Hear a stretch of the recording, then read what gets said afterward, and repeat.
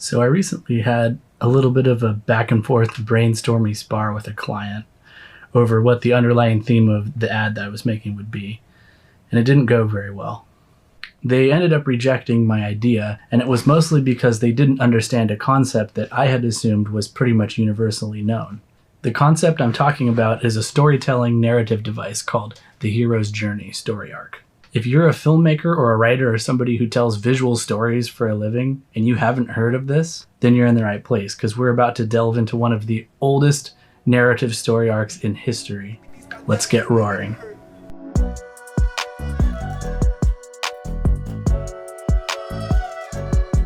Welcome back to Café Society. My name's Ryan, and I'm a full-time motion graphics designer and videographer living in the Portland, Oregon area. Today we're going to talk about some important stuff, but first, a few announcements.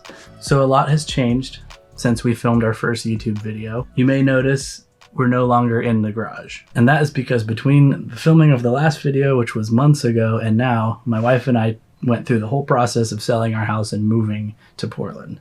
We moved to Portland for a bunch of different reasons, but mainly because there's way more work and job opportunities up here. Also, both of us have lived and worked up here in the past, and so just our network of people and colleagues is a lot more lucrative. And the potential to reach big clients is a lot more likely. Secondly, life is an ever-evolving thing. Sometimes plans that you made previously and things you wanted to do end up changing. And that's okay. Between filming the last video and now, Tori decided to pursue a business venture of her own that I think is really cool and interesting, and she's totally killing it at. So because of that, she probably won't play as big of a role in the day-to-day operations of Café Society or this YouTube channel, and that's totally fine. I'm glad that she's found something that she's passionate about, and I'm totally supporting her, and it's cool to see where her business is going. Now, with that out of the way, let's get to today's topic, which is the hero's journey story arc.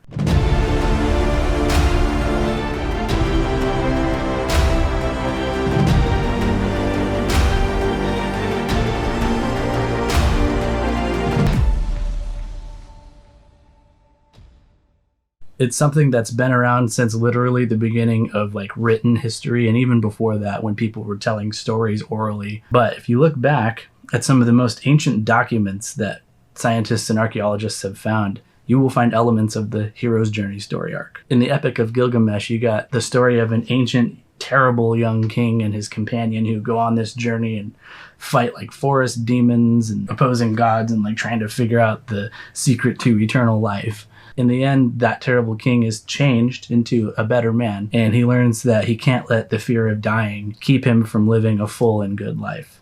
In ancient Greece, you've got a ton of different stuff, but you've got the quest of Odysseus, Perseus versus the Minotaur, or the trials of Hercules. Even the Bible is full of hero's journey type stories, but probably the most obvious one is the story of King David. Proves himself as a man, and through the power of God fights and kills Goliath in battle when nobody else would go and fight. And he ends up becoming one of the most beloved kings in history. Oh, we got a cat. Hi, Misty. Meow, meow, meow, meow, meow. Maybe she'll be okay. Are you gonna be all right? Are you gonna be quiet? Just sit there? Kids. In modern times, hero arcs are all over the place. Just look at the character of Luke Skywalker in Star Wars or Katniss in the Hunger Games. Protagonists that have to leave their common life and go out on an epic adventure to fight bad people, evil governments, monsters, and in the end they come out a better person. Well, did you have a nightmare? I have nightmares too. I guess Katniss isn't necessarily better, but she's definitely a changed person. But the world she came from is better. Alright, there's all nerd talk that I don't get. I know. Let's try to break this down a little bit. First off, it's pretty much impossible to talk about the hero's journey without mentioning Joseph Campbell, a professor of literature and mythology who wrote quite a few influential books on this topic, including The Hero with a Thousand Faces. Campbell theorized that all mythical narratives are variations of the same great story, which he calls the monomyth. Basically, it looks like this. A protagonist is unsatisfied with their common life. Usually they have some kind of a call or a longing for adventure, at which point someone or something usually will enter the story that disrupts their common life and kind of is the catalyst to set them on this adventure. Oftentimes this is a mentor figure who helps the protagonist along their journey and offers insight into the protagonist's inner struggle. The protagonist must then face tests and trials along their journey in order to grow in strength and to understand their true worth. This is called the initiation phase. Then the hero reaches the climax of the story, and it's at this point that they have to overcome the main obstacle or the main enemy in order to win glory or win some kind of a reward.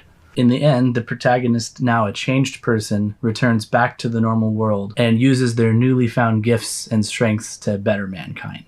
Sound familiar? Oh, yeah. So how do we fit all of that into a 30-second ad about coffee?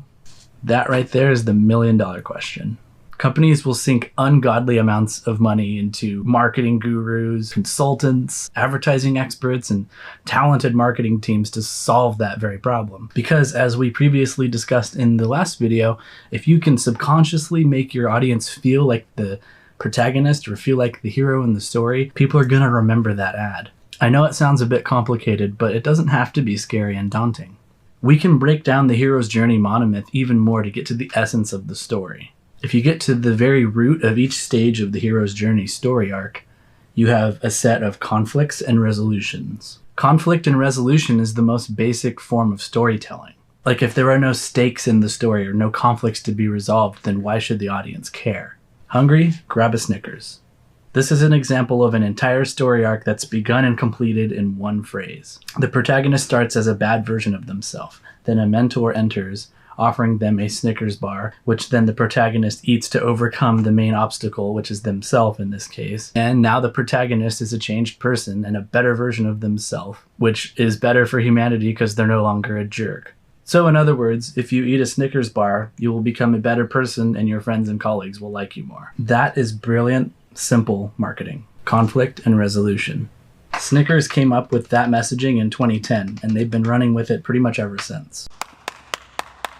So in my brainstorming spar with my client, I had suggested that we do a hero sandwich. Slows down your reflexes and distorts your vision. Not what I meant. I suggested that at the beginning of the video, we do a section where the protagonist completes a job that makes him a hero to his work team, which then incidentally allows him to get home to his family quicker at the end, which makes him a hero to his family. Then in the middle, you get all of the filler and technical information about the product that they're trying to sell. Boom, hero sandwich. I didn't explain this well enough though in my email, and they thought that it would overly complicate the ad.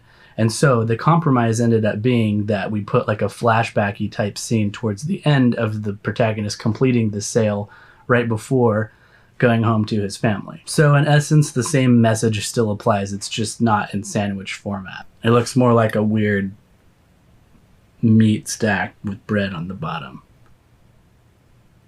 I'd still eat that. So it's all good. Brilliant. So why is this so effective? Simple. Everyone wants to be the hero in the story. Everyone would like to be the hero in their own story too, with things at stake should they fail to buy into, invest in, or subscribe to whatever it is you're trying to sell. When we watch movies or TV or play video games or read, our core reaction is to identify with the main character's journey throughout that story, because we are in our own journey too in life.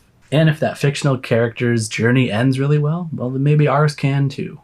Thanks for watching this week's episode. If you found this information to be helpful or enlightening, then a like and a follow is always appreciated. And you can also toggle that bell icon thing to get notified when we upload new content. There's always something new brewing around here at Café Society, and most recently I've delved into the world of real estate videography.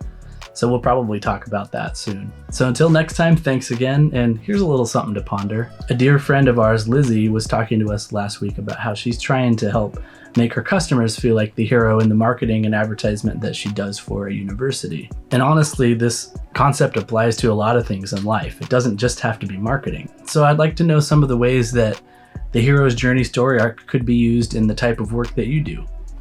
Let us know in the comments, and we'll see you next time. Peace.